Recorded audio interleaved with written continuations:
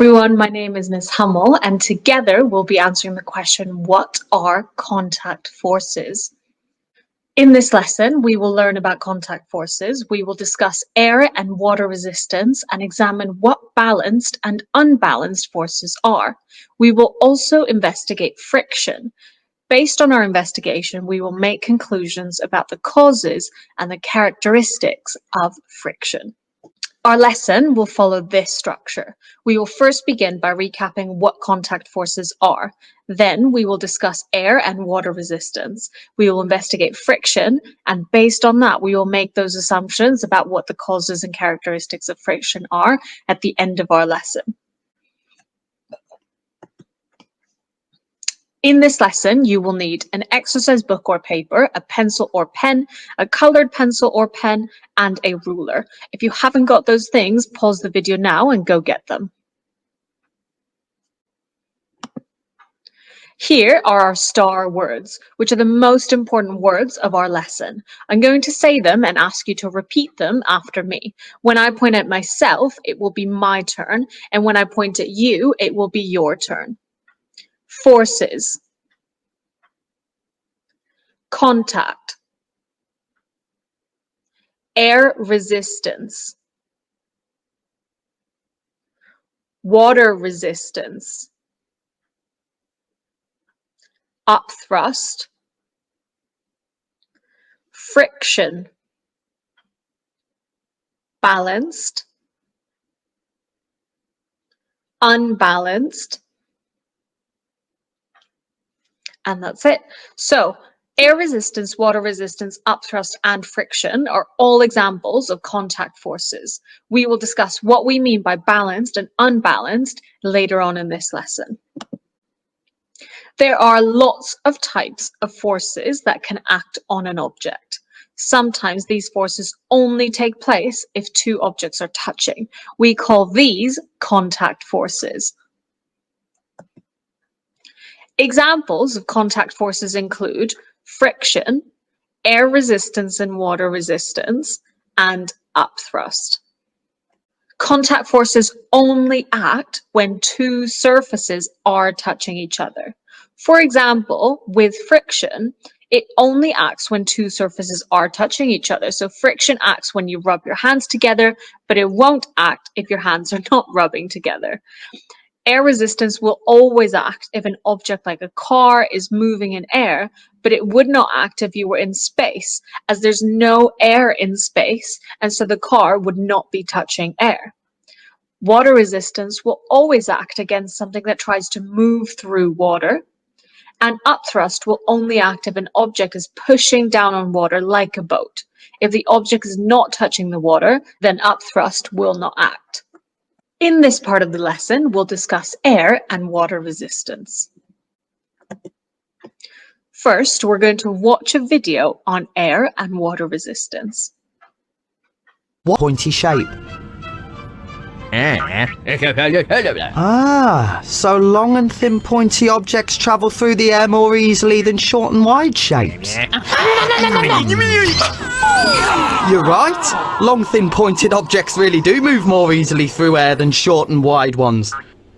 So, your weight is the force pulling you down, but air resistance is another force acting upwards to make you move more slowly because it's creating friction between the air and, well, you. There's less air resistance for long, thin objects like you, the aeroplane and birds. Wide objects like your friend, the cow or that umbrella, have more air resistance. What's happening? Why have you slowed down? So with the umbrella, there's more air resistance, and that's why you're moving slower. Gotcha! Look, even in water, long, thin objects travel faster because they create less resistance.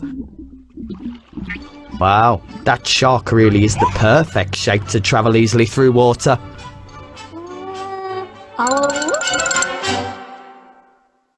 I really like those two characters in our video. Now, we're now going to discuss the differences between balanced forces and unbalanced forces. For balanced forces, if the forces are pushing and pulling an object, and they're the same strength, they are balanced. This will cause an object to remain stationary. That means it's not going to move. However, if you have unbalanced forces, it says if the forces pushing and pulling an object are not of the same strength, they are unbalanced. This will cause the object to move. So to remember balanced forces, I imagine two people trying to blow a ping pong ball across the table. That's something I actually used to do with my brother when we were younger. If both of them are blowing the same amount of air, the ping pong ball will stay where it is because both the forces are balanced. However, if one of them, let's say, has stronger lungs and is blowing harder, the ball will move. In that case, the forces will be unbalanced. I wonder, can you think of your own example of how you can remember balanced and unbalanced forces? We've got two scenarios on our slides. Which forces do you think are acting in these two scenarios? Now, for the man swimming, there is the force of the strength of the person swimming, which we're going to call manual force. So the person going like this and trying to swim, that's a force that they're exerting from their own body. But there's also water resistance coming in the opposite direction of the person who's swimming. For the parachute, there is gravity pulling it down and making it kind of fall, but there's also air resistance pushing it up, which is slowing it down.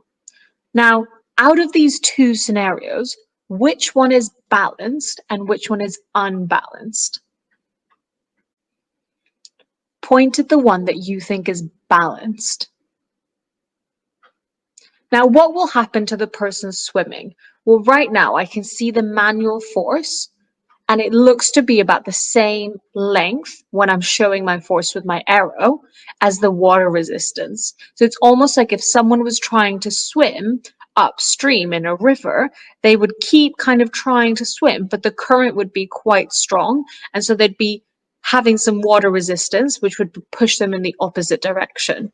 And in this case, they'd almost be trying and trying to swim, but they'd stay stationary. So that's the scenario which we think is balanced. Now, for the parachute, gravity is pushing it down and air resistance is slowing it down. However, air resistance won't keep it floating in the air forever. Eventually it will still come down. Because it's moving, we know it's an unbalanced force. I would now like you to pause the video to answer this question. What forces are involved when a ball is falling down? Are the forces balanced or unbalanced? And how do you know? You can resume once you've finished answering that question. Now, hopefully you mentioned that when a ball is falling down, we have gravity acting on it, and we also have air resistance as well. Eventually, the ball is going to fall. It's not just going to stay floating up in the air. So I know then that the forces are unbalanced and that gravity is stronger than air resistance in this case. Now, for this next part of the lesson, we're going to investigate friction. We are going to do a small investigation. If you would like to do the investigation, you don't need many things. You need your hands and water.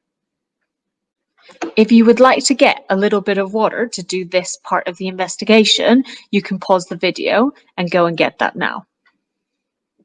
Now, to investigate the force of friction with our hands, we are first going to gently rub our hands together.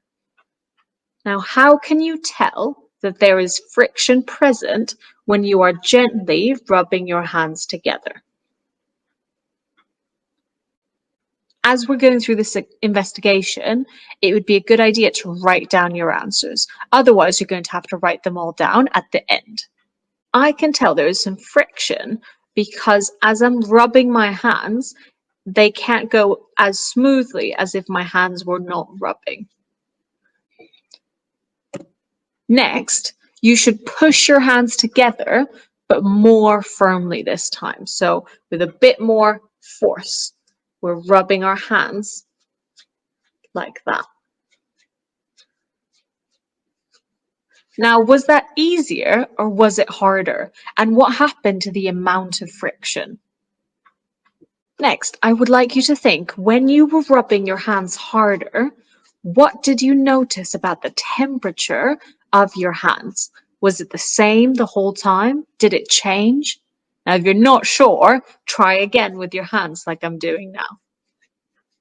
Finally, put a small amount of water on your hands and repeat the experiment.